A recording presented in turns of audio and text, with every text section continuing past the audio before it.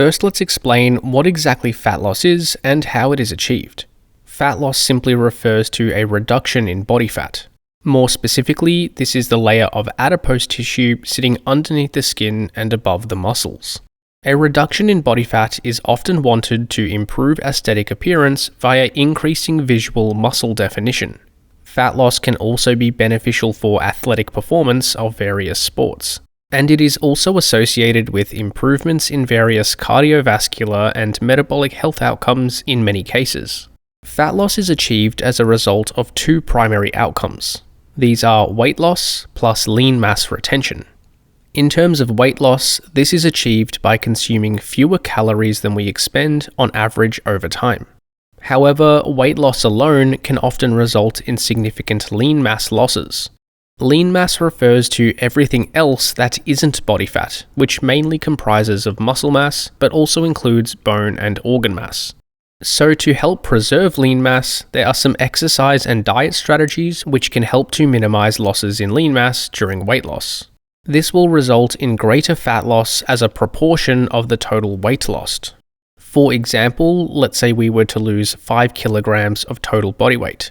In most cases, when no diet or exercise interventions are implemented to preserve lean mass, around 1/4 of this weight loss would be lean mass, with around 3/4 coming from body fat.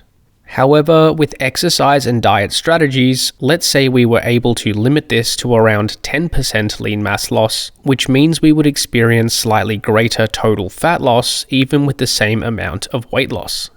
So to put things into perspective, I have categorized multiple factors into 3 groups: things that matter most, things that matter less, and things that don't really matter much. This way we can focus most on the factors which have the largest impact on fat loss, and focus less on the factors which aren't all that important. First, let's look at the things that really matter and will have a major effect on fat loss. There are 2 primary strategies which are going to be the most important factors for reducing body fat. The first and by far the most important factor on this entire list is our total calorie intake. For considerable fat loss, weight loss is required in the vast majority of cases.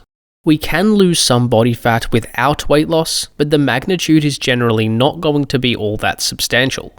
As mentioned, weight loss occurs as a result of consuming fewer calories than what we expend. And while there are 2 sides to this equation, reducing calorie intake seems to be more feasible and practical than trying to increase expenditure via exercise. It's not that exercise can't help with weight loss, it certainly can, but the amount of exercise required to create a significant calorie deficit would need to be quite substantial, as we will discuss later. For example, this study compared the effects of diet versus exercise strategies on weight loss. Over 400 overweight and obese women were assigned to one of 3 diet and/or exercise interventions for 1 year. One group performed 45 minutes of aerobic exercise 5 times per week. The second group received individualized nutrition counseling from a dietitian with the aim to reduce body weight. And the third group implemented both the exercise and diet interventions. It was found that all groups saw decreases in body weight over the 1-year period, with both of the diet interventions producing greater weight loss than the exercise alone. So, reducing calorie intake should generally be the number 1 priority for the purposes of weight loss. It is possible, but quite difficult, to promote a significant calorie deficit via exercise alone. I would still recommend people to perform at least a moderate level of physical activity to help with weight loss, but it just shouldn't be the primary method to focus on. So the next question is, how much of a calorie deficit should we aim for? If our deficit is larger, we lose weight at a faster rate, and if our deficit is smaller, we lose weight at a slower rate.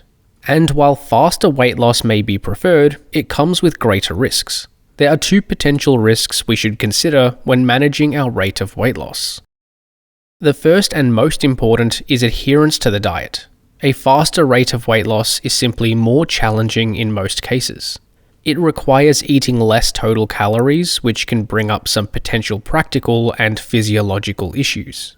From a practical perspective, it can make the diet less flexible, being more restrictive with food selection, and more difficult to adhere to in social and family settings. And from a physiological perspective, greater calorie restriction will typically result in greater overall hunger, and if calories are severely restricted, we could experience some lethargy and fatigue symptoms, and potentially inhibited exercise performance. All these factors together mean that a faster rate of weight loss is generally going to reduce our likelihood of sticking to the diet long term. It can also increase our risk of long-term weight regain even if successful short-term weight loss was achieved. And the other risk that faster weight loss can present is muscle loss. Large-scale weight loss, whether achieved at a faster or slower rate, will generally result in some degree of lean mass losses in most cases.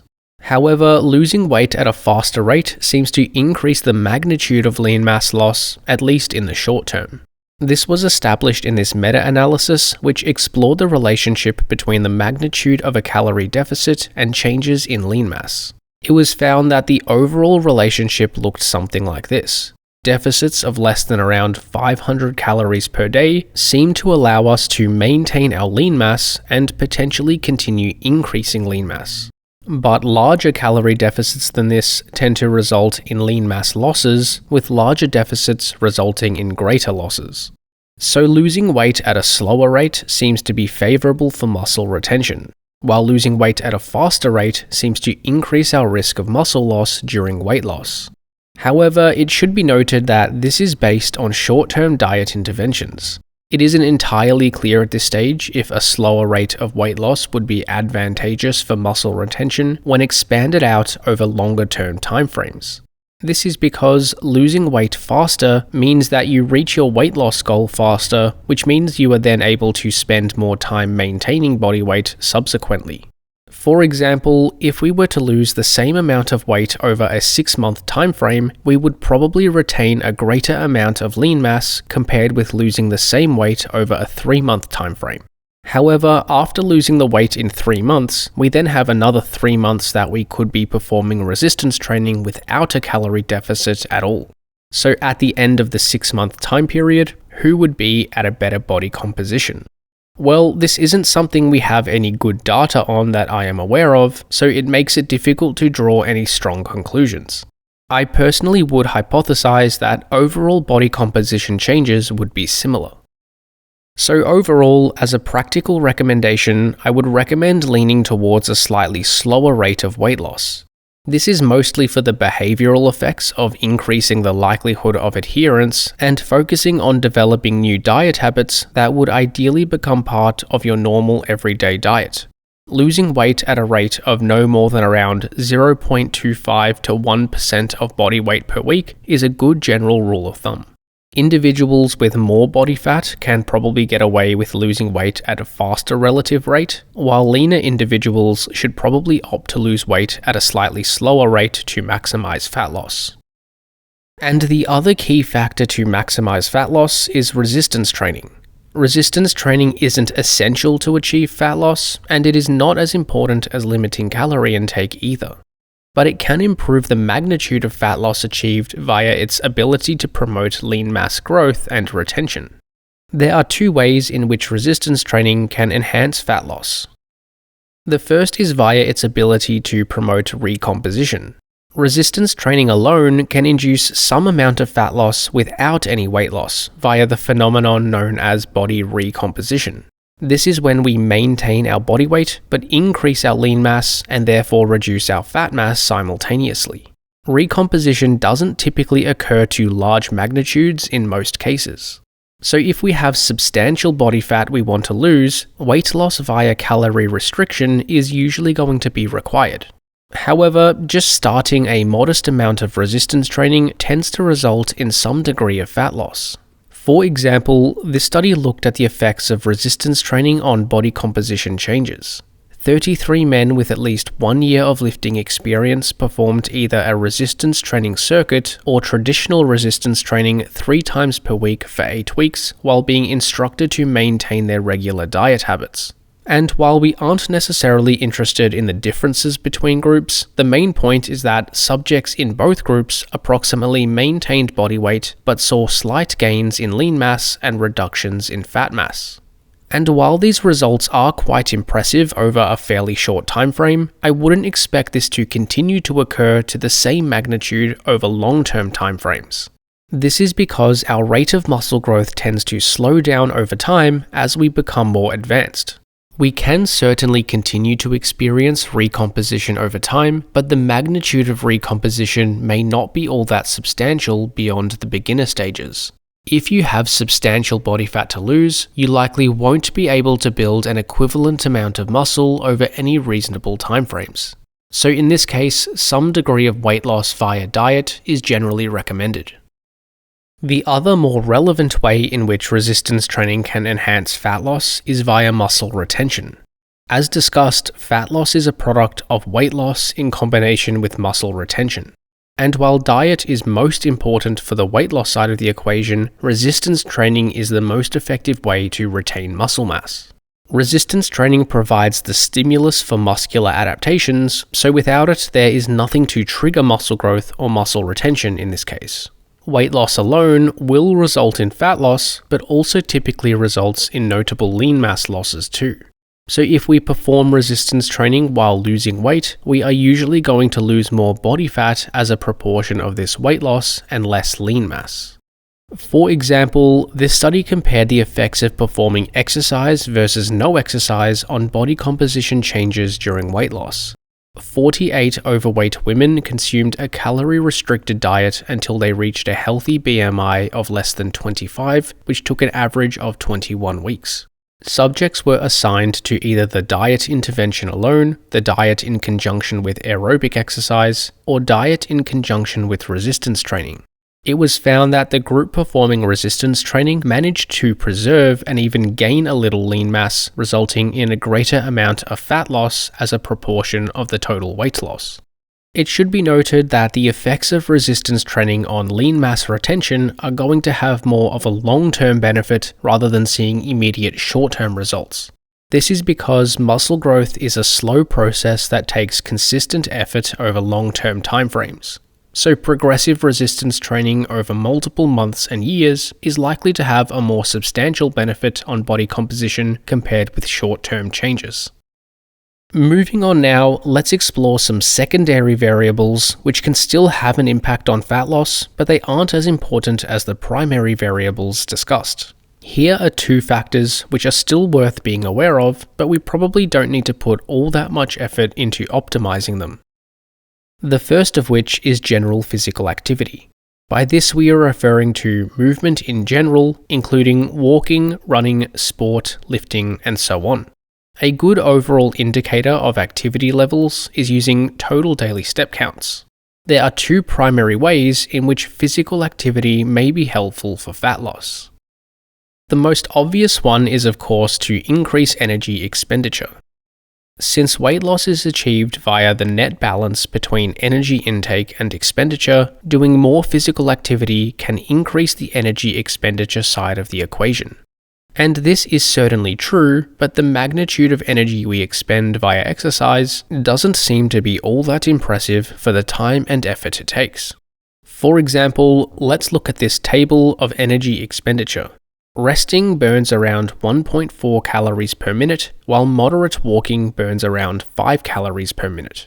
So if we were to go for a 45-minute moderate walk, we would expend around 225 calories. Although, if we were to just rest and do nothing, we would expend around 63 calories as a result of our metabolic rate continuing to function.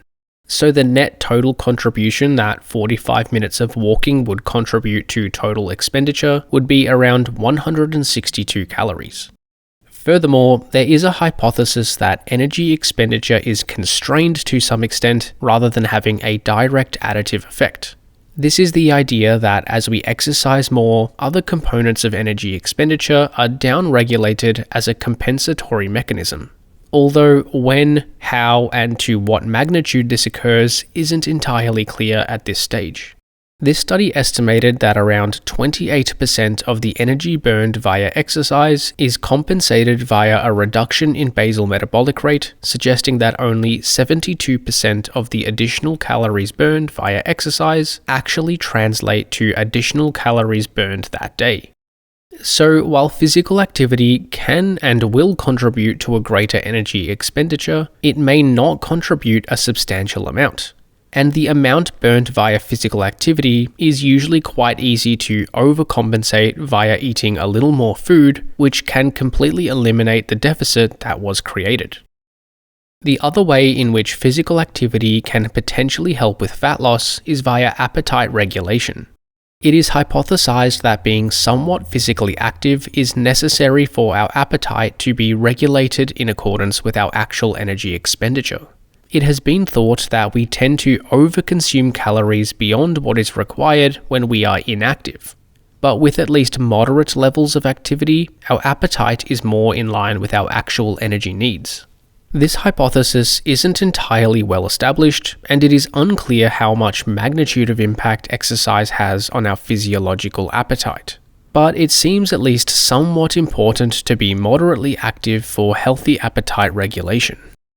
So overall, physical activity does seem to be beneficial for fat loss. However, it is probably not quite as important as the other primary factors.